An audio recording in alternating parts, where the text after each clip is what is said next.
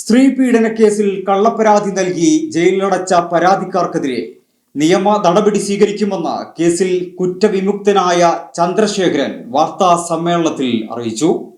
2022 നെയ്തലൂർ സ്വദേശി ആലങ്കോട് തറയിൽ ചന്ദ്രശേഖരനെതിരെ അയൽവാസിയായ വീട്ടമ്മ കള്ള ബലാത്സംഗ പരാതി നൽകിയത്. പരാതിക്കാരിയുടെ ഭർത്താവ് മറ്റൊരു സ്ത്രീയുമായി ഉണ്ടായ അവിഹിതം ഒത്തുതീർപ്പാക്കാൻ മധ്യസ്ഥത്തിന് ശ്രമിക്കാൻ പോയതിന്റെ പ്രതികാരമായാണ് തനിക്കെതിരെ വ്യാജ പരാതി നൽകിയതെന്ന് ചന്ദ്രശേഖരനും ഭാര്യയും പറഞ്ഞു.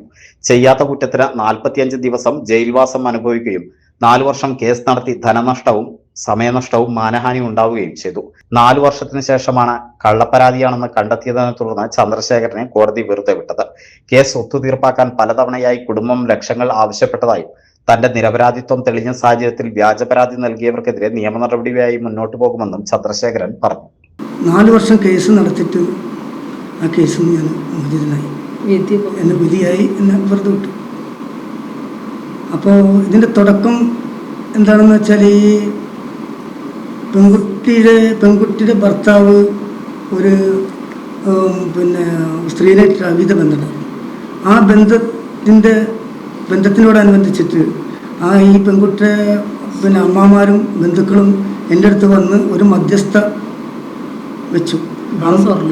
വെള്ള സ്വർണ്ണമൊക്കെ കംപ്ലീറ്റ് എടുത്തിട്ട് അവിഹിത ബന്ധമുള്ള ആ സ്ത്രീക്ക് കൊടുത്തു. അപ്പം അതിന് ഞാൻ മധ്യസ്ഥ വെച്ച് സംസാരിച്ചിട്ട് ചെറിയൊരു ഇഷ്യൂ ഉണ്ടായപ്പോൾ എന്ത് ചോദിച്ചാലും ആളൊരു ക്ലിയറായി പറഞ്ഞില്ല.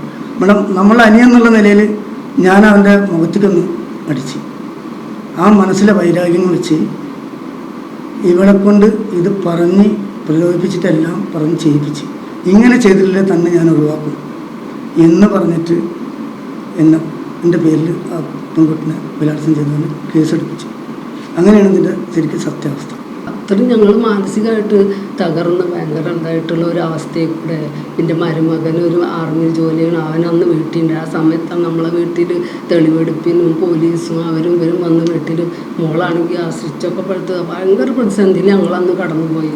ആ സമയത്ത് ഞങ്ങൾക്ക് ഒരാളും ഒരു ആവശ്യത്തിന് അല്ലെങ്കിൽ എന്താ സംഭവം ഒന്നും ഉണ്ടായതിൽ ഒരു സമയത്ത് ഒരു മനുഷ്യനായി ഈ ഒരു ചെറിയൊരു കാര്യത്തിൽ ഇത്ര വലിയ വഷളാക്കി എന്തൊക്കെ പ്രതിസന്ധിയിൽ കൂടെ ഞങ്ങൾ കടന്നുപോയി.